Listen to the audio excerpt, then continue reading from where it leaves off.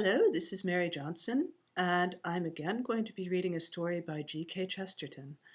I've been reading from one of his books, The Man Who Knew Too Much, and it turns out that his most famous book is also available on Overdrive and through the Gutenberg Project.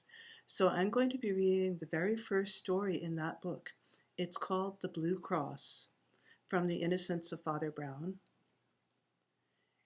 Between the silver ribbon of morning and the green glittering ribbon of sea, the boat touched Harwich, and let loose a swarm of folk like flies, among whom the man we must follow was by no means conspicuous, nor wished to be.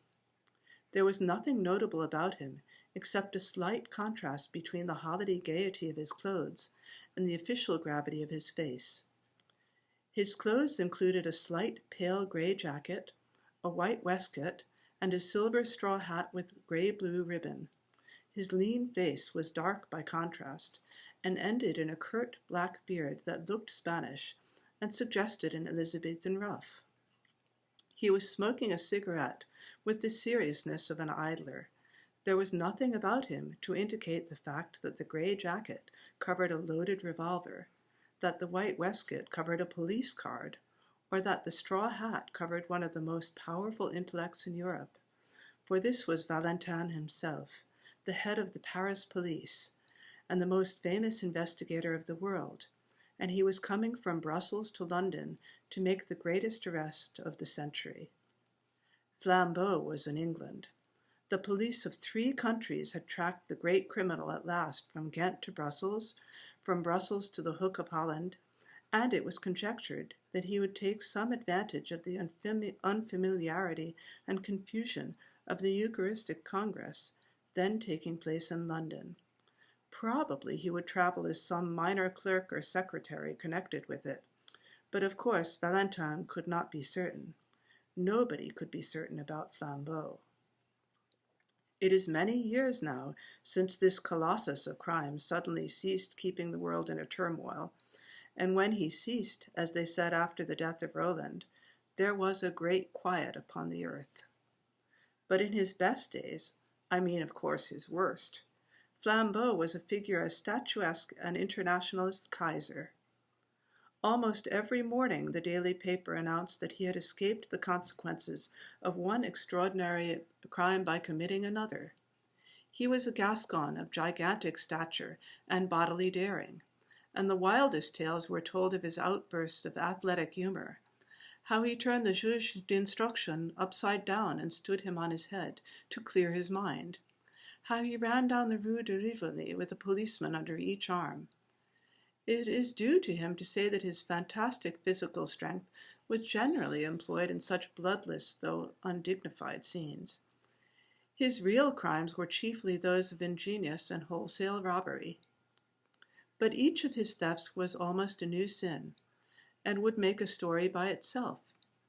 It was he who ran the great Tyrolean Dairy Company in London, with no dairies, no cows, no carts, no milk, but with some 1,000 subscribers. These he served by the simple operation of moving the little milk cans outside people's doors to the doors of his own customers.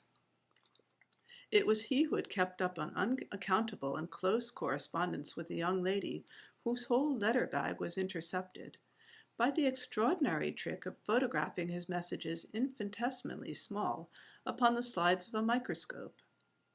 A sweeping simplicity, however, marked many of his experiments. It is said he once repainted all the numbers in a street in the dead of night merely to divert one traveler into a trap. It is quite certain that he invented a portable pillar box, which he put up at corners in quiet suburbs on the chance of strangers dropping postal orders into it. Lastly, he was known to be a startling acrobat. Despite his huge figure, he could leap like a grasshopper and melt into the treetops like a monkey.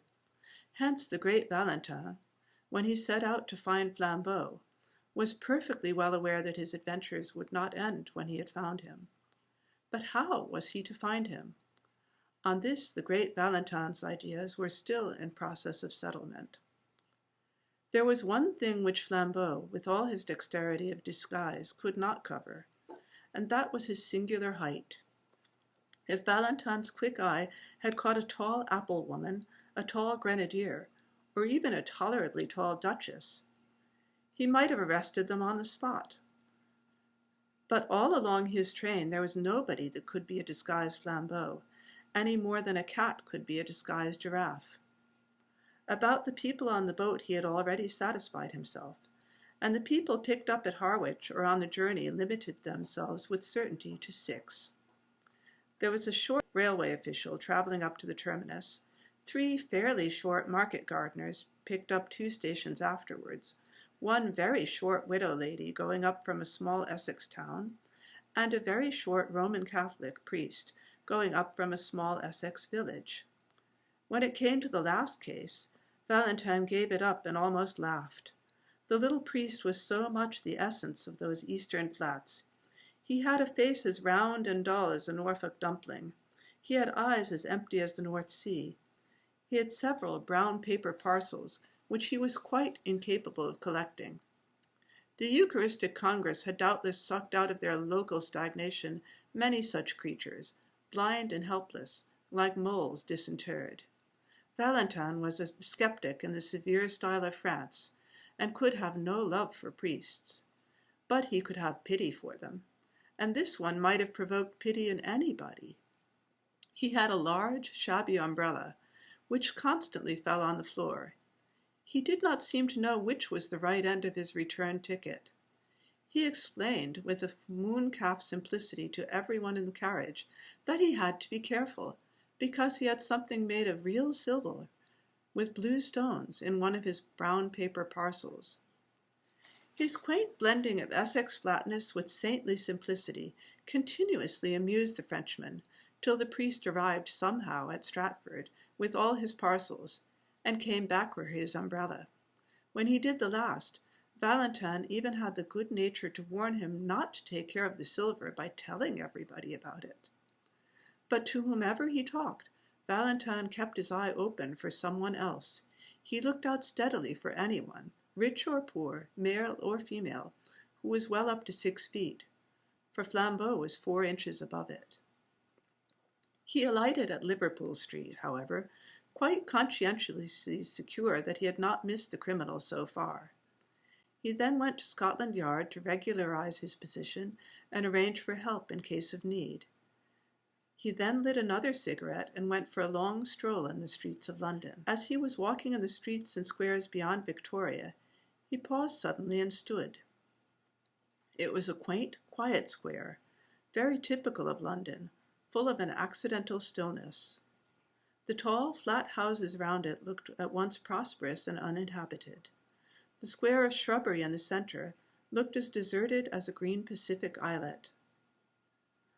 One of the 4 sides was much higher than the rest, like a dais, and the line of this side was broken by one of London's admirable accidents, a restaurant that looked as if it had strayed from Soho.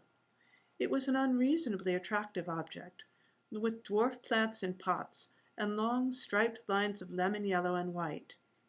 It stood specially high above the street, and in the usual patchwork way of London, a flight of steps from the street ran up to meet the front door, almost as a fire escape might run up to a first-floor window. Valentin stood and smoked in front of the yellow-white blinds and considered them long. The most incredible thing about miracles is that they happen. A few clouds in heaven do come together into the staring shape of one human eye. A tree does stand up in the landscape of a doubtful journey in the exact and elaborate shape of a note of interrogation. I have seen both these things myself within the last few days. Nelson does die in the instant of victory, and a man named Williams does quite accidentally murder a man named Williamson. It sounds like a sort of infanticide. In short, there is in life an element of elfin coincidence which people reckoning on the prosaic may perpetually miss. As it has been well expressed in the paradox of Poe, wisdom should reckon on the unforeseen. Aristide Valentin was unfathomably French, and the French intelligence is intelligence specifically and solely. He was not a thinking machine, for that is a brainless phrase of modern fatalism and materialism, A machine only is a machine because it cannot think. But he was a thinking man, and a plain man at the same time. All his wonderful successes, that looked like conjuring, had been gained by plodding logic, by clear and commonplace French thought. The French electrify the world not by starting any paradox, they electrify it by carrying out a truism. They carry a truism so far, as in the French Revolution. But exactly because Valentin understood reason, he understood the limits of reason. Only a man who knows nothing of motors talks of motoring without petrol. Only a man who knows nothing of reason talks of reasoning without strong, undisputed first principles. Here he had no strong first principles. Flambeau had been missed at Harwich, and if he was in London at all, he might be anything from a tall tramp on Wimbledon Common to a tall toastmaster at the Hotel Metropole. In such a naked state of nescience, Valentin had a view and a method of his own. In such cases, he reckoned on the unforeseen. In such cases, when he could not follow the train of the reasonable, he coldly and carefully followed the train of the unreasonable. Instead of going to the right places, banks, police stations, rendezvous, he systematically went to the wrong places, knocked at every empty house, turned down every cul-de-sac, went up every lane blocked with rubbish, went round every crescent that led him uselessly out of the way. He defended this crazy course quite logically. He said that if one had a clue, this was the worst way, but if one had no clue at all, it was the best, because there was just the chance that any oddity that caught the eye of the pursuer might be the same that had caught the eye of the pursued. Somewhere a man must begin, and it had better be just where another man might stop. Something about that flight of steps up to the shop, something about the quietude and quaintness of the restaurant, roused all the detective's rare romantic fancy, and made him resolve to strike at random. He went up the steps, and sitting down by the window, asked for a cup of black coffee. It was halfway through the morning, and he had not breakfasted.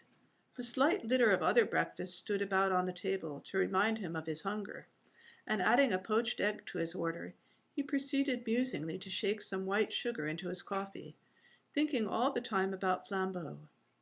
He remembered how Flambeau had escaped once by a pair of mail scissors, and once by a house on fire, once by having to pay for an unstamped letter, and once by getting people to look through a telescope at a comet that might destroy the world. He thought his detective brain as good as the criminal's, which was true, but he fully realized the disadvantage. The criminal is the creative artist, the detective only the critic, he said with a sour smile, and lifted his coffee cup to his lips slowly, and put it down very quickly. He had put salt in it. He looked at the vessel from which the silvery powder had come. It was certainly a sugar basin, as unmistakably meant for sugar as a champagne bottle for champagne. He wondered why they should keep salt in it. He looked to see if there were any more orthodox vessels. Yes, there were 2 salt cellars, quite full. Perhaps there was some speciality in the condiment in the salt cellars. He tasted it. It was sugar. Then he looked round at the restaurant with a refreshed air of interest, to see if there were any other traces of that singular artistic taste which puts the sugar in the salt cellars and the salt in the sugar basin. Except for an odd splash of some dark fluid on one of the white-papered walls, the whole place appeared neat, cheerful, and ordinary. He rang the bell for the waiter. When that official hurried up, fuzzy-haired and somewhat blear-eyed at that early hour, the detective, who was not without an appreciation of the simpler forms of humor, asked him to taste the sugar and see if it was up to the high reputation of the hotel. The result was that the waiter yawned suddenly and woke up. "Do you play this delicate joke on your customers every morning?" inquired Valentin. "Does changing the salt and sugar never pall on you as a jest?" The waiter, when this irony grew clear, stammeringly assured him that the establishment certainly had no such intention. It must be a most curious mistake. He picked up the sugar basin and looked at it. He picked up the salt cellar and looked at that, his face growing more and more bewildered. At last he abruptly excused himself, and hurrying away, returned in a few seconds with the proprietor. The proprietor also examined the sugar basin, and then the salt cellar. The proprietor also looked bewildered. Suddenly the waiter seemed to grow inarticulate with a rush of words. "I think," he stuttered eagerly, "I think it is those two clergymen." "What two clergymen?" "The two clergymen," said the waiter, "that threw soup at the wall." "Threw soup at a wall?" repeated Valentin, feeling sure this must be some Italian metaphor. "Yes, yes," said the attendant excitedly, and pointing at the dark splash on the white paper. "Threw it over there, on the wall." Valentin looked his query at the proprietor, who came to his rescue with fuller reports. "Yes, sir," he said.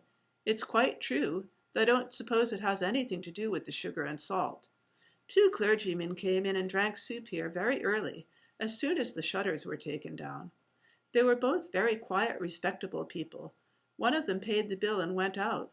The other, who seemed a slower coach altogether, was some minutes longer getting his things together. But he went at last.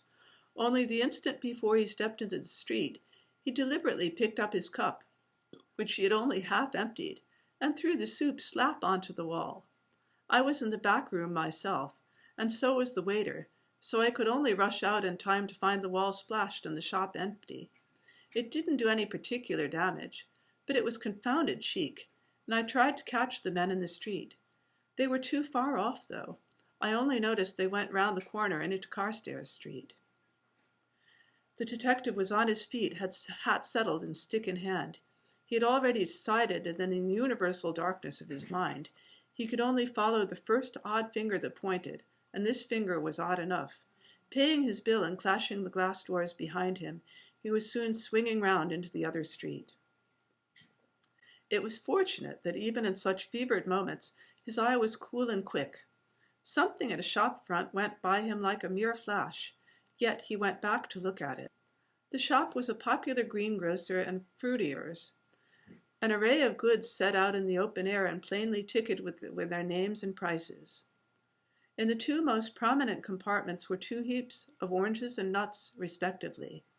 On the heap of nuts lay a scrap of cardboard, on which was written in bold blue chalk, "Best tangerine oranges, 2 a penny." On the oranges was the equally clear and exact description, "Finest Brazil nuts, 4 shillings a pound." Monsieur Valentin looked at these two placards and fancied that he had met this highly subtle form of humor before, and that somewhat recently. He drew the attention of the red-faced fruiterer, who was looking rather sullenly up and down the street, to this inaccuracy in his advertisements. The man said nothing, but sharply put each card into its proper place. The detective, leaning elegantly on his walking cane, continued to scrutinize the shop. At last he said, "Pray excuse my apparent irrelevance, my good sir, but I should like to ask you a question in experimental psychology and the association of ideas." The red-faced shopman regarded him with an eye of menace, but he continued gaily, swinging his cane. "Why," he pursued, "why are 2 tickets wrongly placed in a greengrocer's shop like a shovel hat that has come to London for a holiday?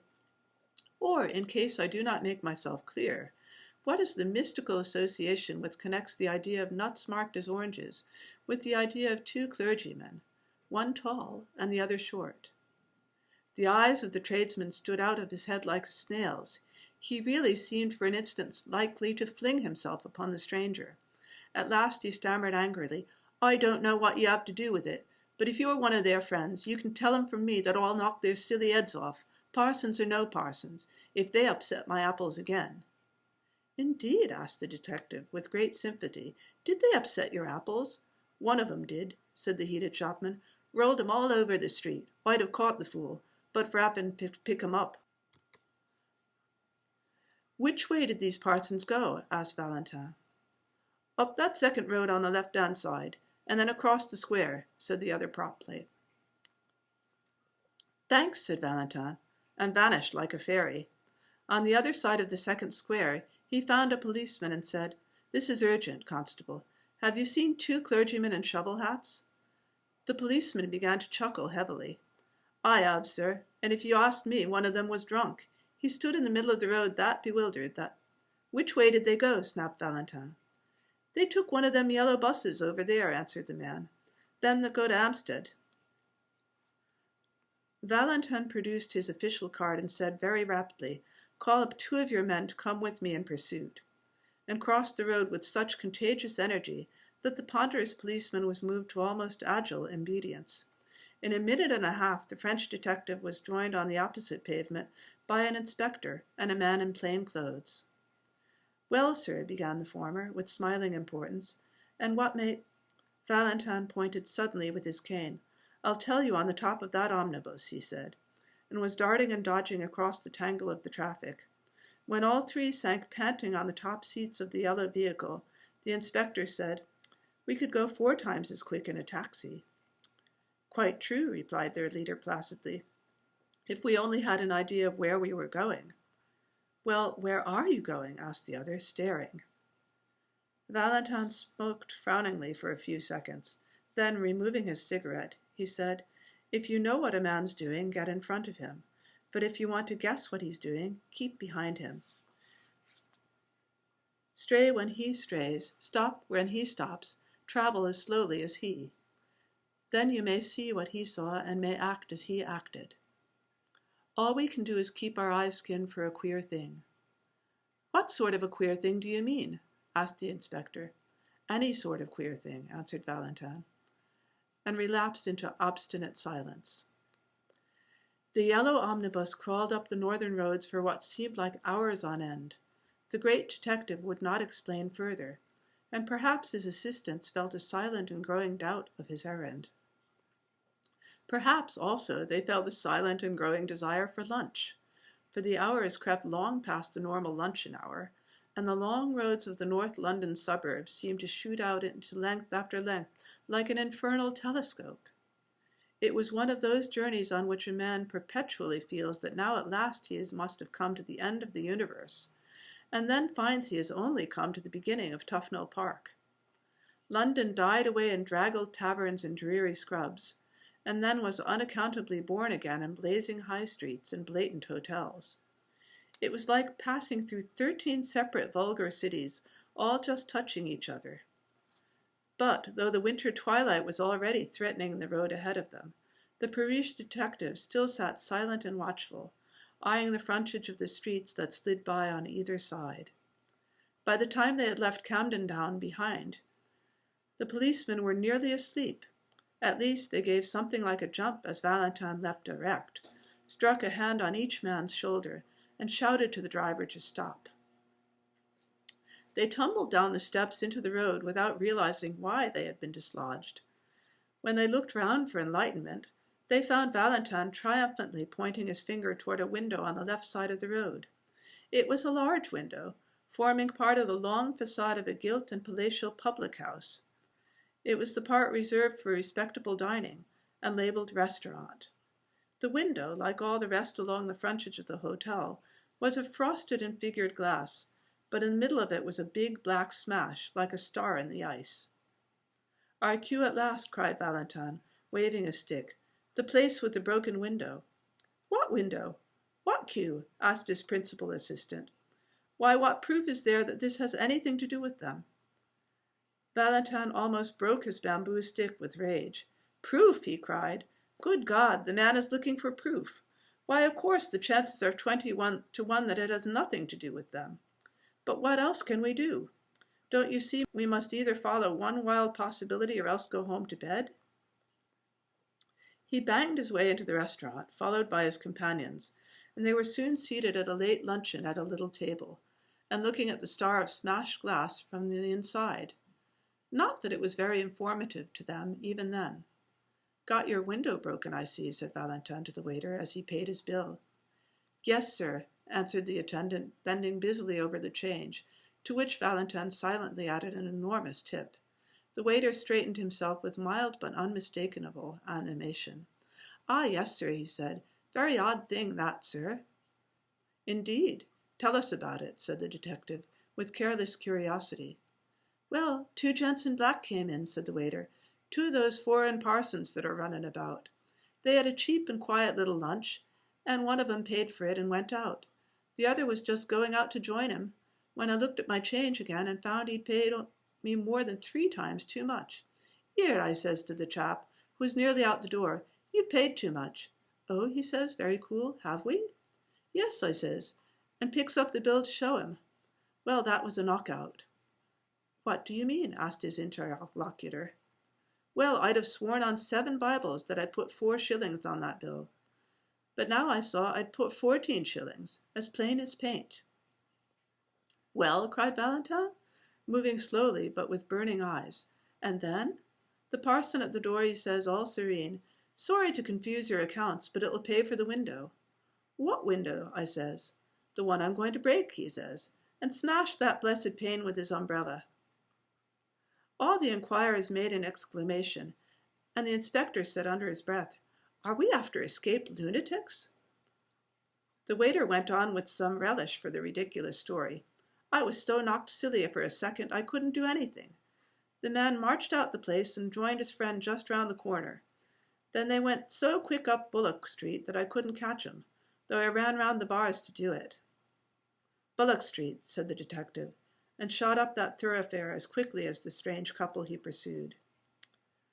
Their journey now took them through bare brick ways like tunnels, streets with few lights and even with few windows, streets that seemed built out of the blank backs of everything and everywhere.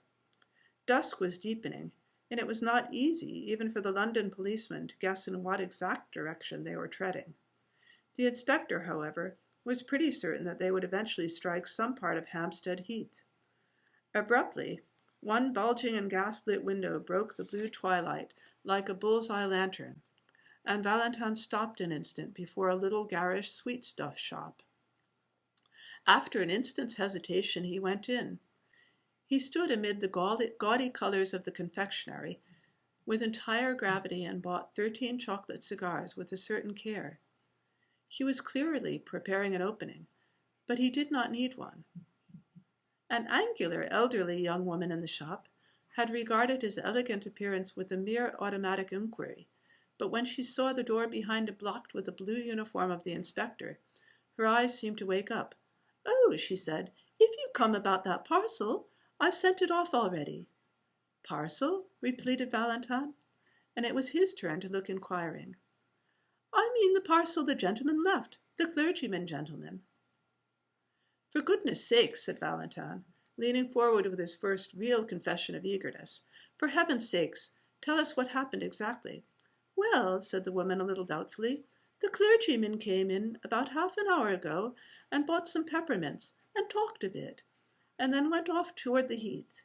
But a second after, one of them runs back into the shop and says, 'Have I left a parcel?' Well, I looked everywhere, and I couldn't see one, so he says, 'Never mind, but if it should turn up, please post it to this address.' And he left me the address, and a shilling for my trouble.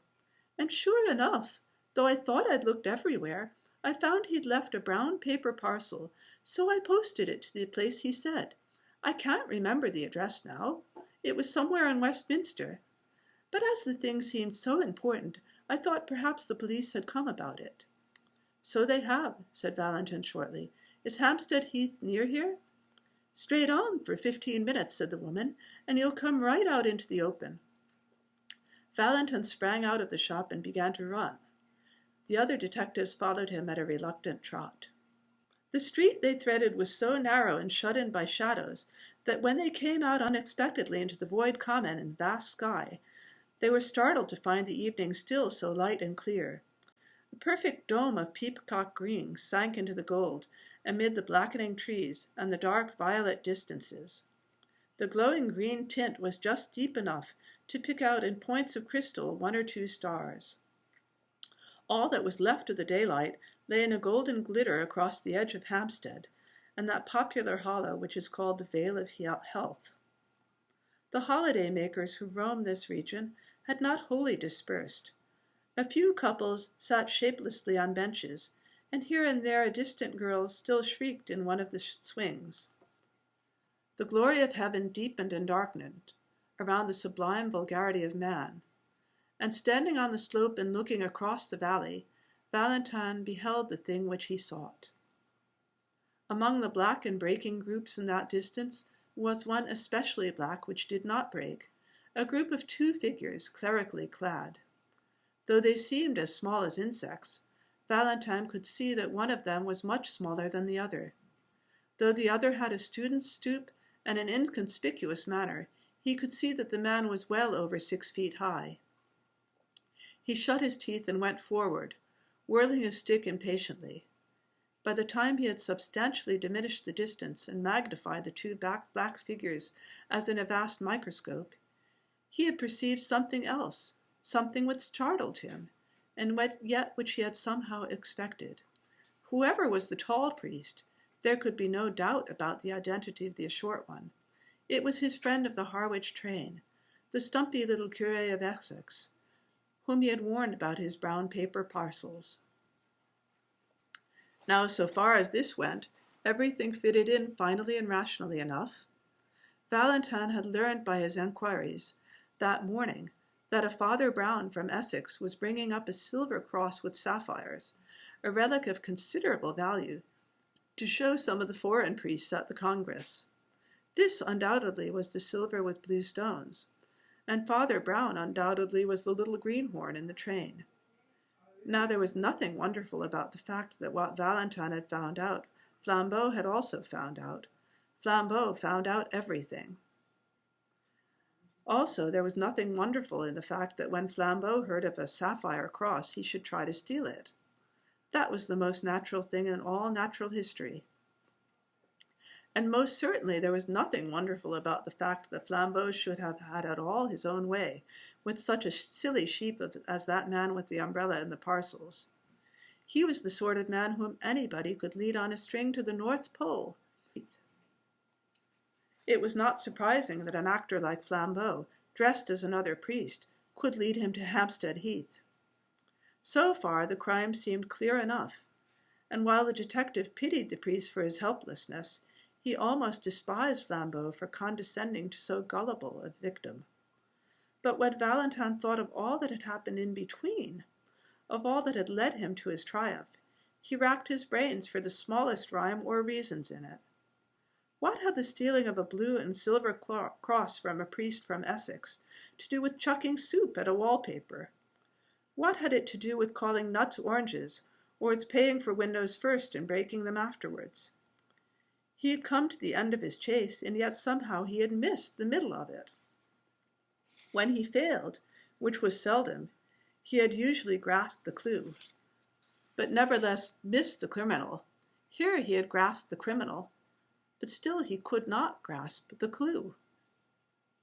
The 2 figures that they were following were crawling like black flies across the huge green counter of the hill.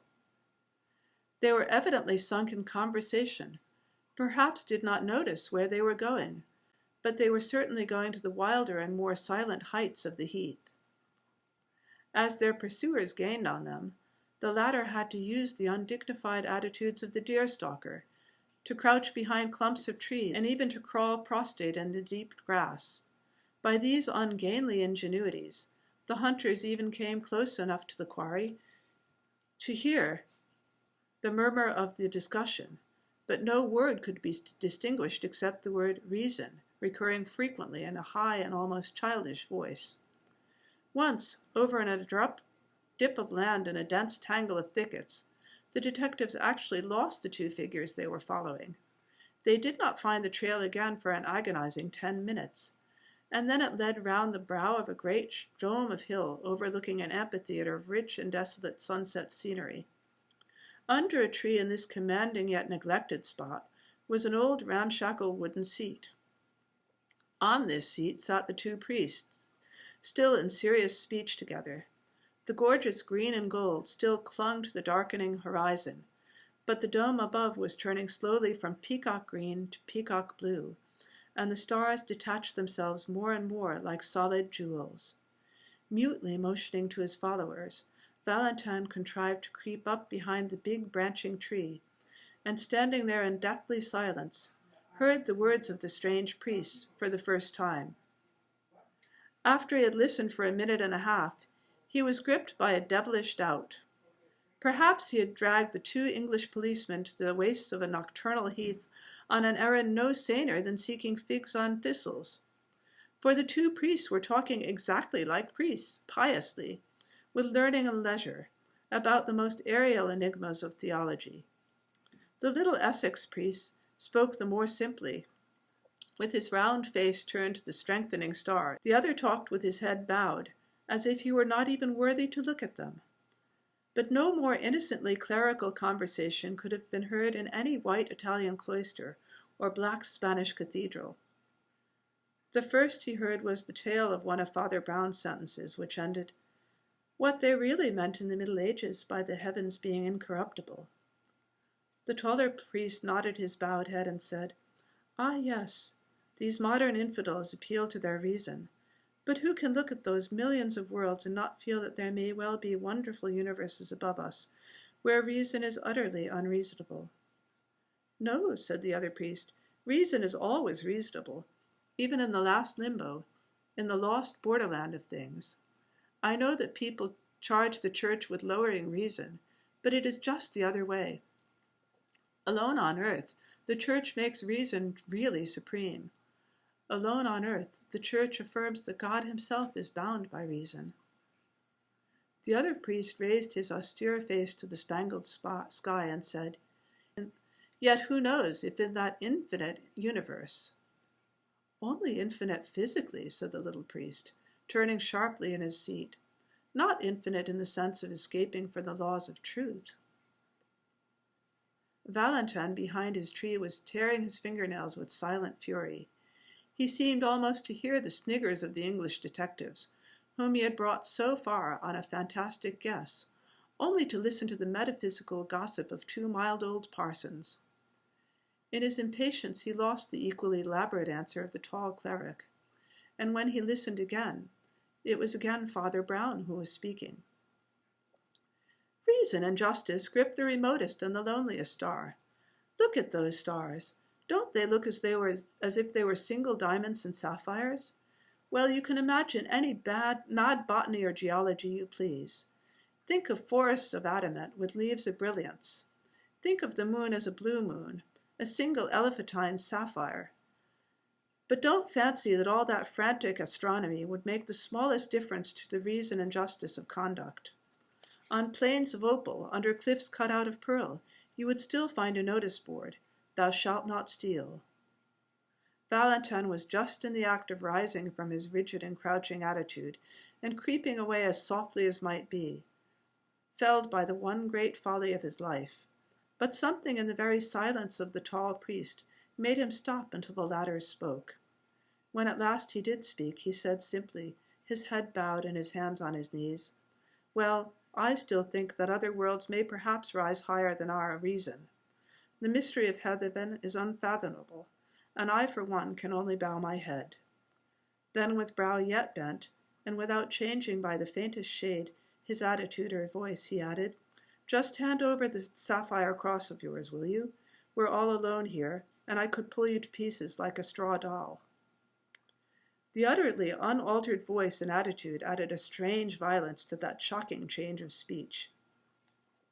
But the guarder of the relic only seemed to turn his head by the smallest section of the compass. He seemed still to have a somewhat foolish face turned to the stars. Perhaps he had not understood, or perhaps he had understood and sat rigid with terror. "Yes," said the tall priest, in the same low voice, and in the same still posture. "Yes, I am Flambeau." Then, after a pause, he said, "Come, will you give me that cross?" "No," said the other, and the monosyllable had an odd sound. Flambeau suddenly flung off all his pontifical pretensions. The great robber leaned back in his seat and laughed, low but long. "No," he cried, "you won't give it to me, you proud prelate. You won't give it to me, you little celibate simpleton. Shall I tell you why you won't give it to me? Because I've got it already in my own breast pocket." The small man from Essex turned what seemed to be a dazed face in the dusk and said, with the timid eagerness of the private secretary, Are you sure?"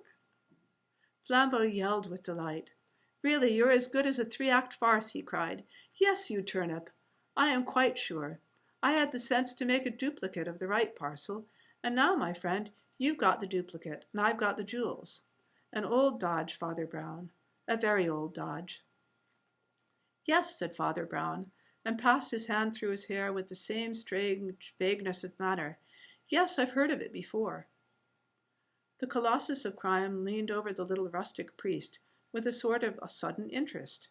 "You have heard of it?" he asked. "Where have you heard of it?"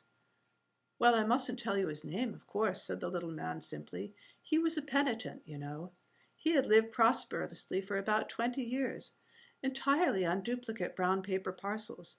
And so, you see, when I began to suspect you, I thought of this poor chap's way of doing it at once." "Began to suspect me?" repeated the outlaw with increased intensity. "Did you really have the gumption to suspect me, just because I brought you up to this bare part of the heath?" "No, no," said Brown with an air of apology. "You see, I suspected you when we first met. It's that little bulge up the sleeve where you people have the spiked bracelet." "How in Tartars," cried Flambeau, "did you ever hear of the spiked bracelet?"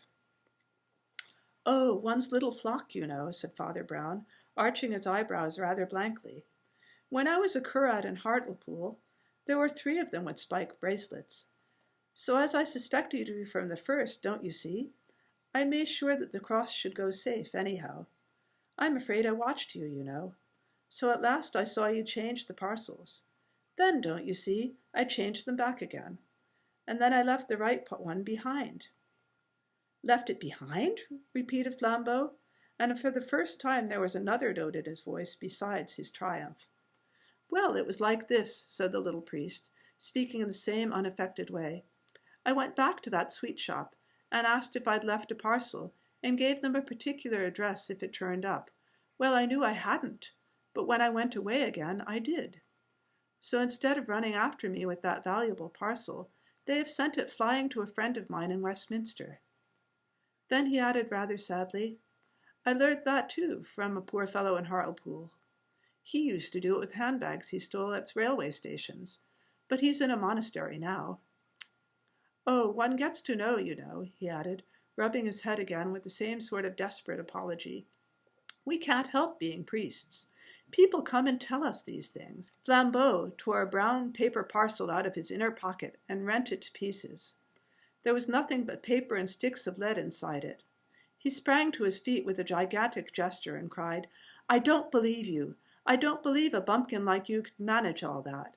I believe you still got the stuff on you, and if you don't give it up, why, we're all alone, and I'll take it by force." "No," said Father Brown simply, and stood up also. "You won't take it by force. First, because I really haven't still got it, and second, because we are not alone." Flambeau stopped in his stride forward.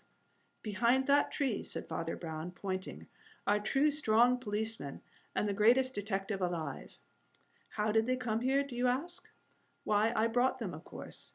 How did I do it? Why, I'll tell you, if you like. Lord bless you, we have to know 20 such things when we work among the criminal classes. Well, I wasn't sure you were a thief, and it would never do to make a scandal against one of our own clergy. So I just tested you to see if anything would make you show yourself. A man generally makes a small scene if he finds salt in his coffee. If he doesn't, he has some reason for keeping quiet. I changed the salt and sugar, and you kept quiet. A man generally objects if his bill is 3 times too big. If he pays it, he has some motive for passing unnoticed. I altered your bill, and you paid it." The world seemed waiting for Flambeau to leap like a tiger, but he was held back as by a spell. He was stunned with the utmost curiosity. "Well," went on Father Brown, with lumbering lucidity, "as you wouldn't leave any tracks for the police, of course somebody had to. At every place we went to, I took care to do something that would get us talked about for the rest of the day. I didn't do much harm. A splashed wall, spilt apples, a broken window. But I saved the cross, as the cross will always be saved. It's at Westminster by now. I rather wonder you didn't stop it with the donkey's whistle." "With the what?" asked Flambeau. "I'm glad you've never heard of it," said the priest, making a face. "It's a foul thing. I'm sure you're too good a man for a whistler. I couldn't have countered it even with the spots myself. I'm not strong enough in the legs." "What on earth are you talking about?" asked the other. "Well, I did think you'd know the spots," said Father Brown, agreeably surprised. "Oh, you can't have gone so very wrong yet." "How in blazes do you know about all these horrors?" cried Flambeau. The shadow of a smile crossed the round, simple face of his clerical opponent. "Oh, by being a celibate simpleton, I suppose," he said. "Has it never struck you that a man who does next to nothing but hear men's real sins is not likely to be wholly unaware of human evil? But as a matter of fact, another part of my trade, too, made me sure you weren't a priest." "What?" asked the thief, almost gaping. "You attacked reason," said Father Brown. "It's bad theology." And even as he turned away to collect his property, the three policemen came out from under the twilight trees. Flambeau was an artist and a sportsman. He stepped back and swept Valentin a great bow. "Do not bow to me, mon ami," said Valentin, with silver clearness. "Let us both bow to our master." And they both stood an instant uncovered, while the little Essex priest blinked about for his umbrella.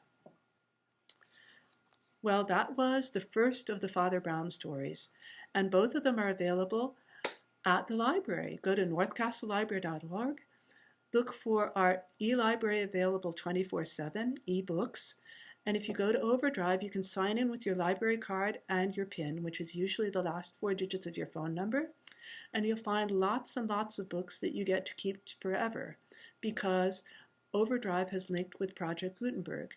There's also tons of bestsellers, and we've got many, many other things that you can borrow, even while the library is closed. If you need any help, you can contact us by phone or by email, armref@wlsmail.org.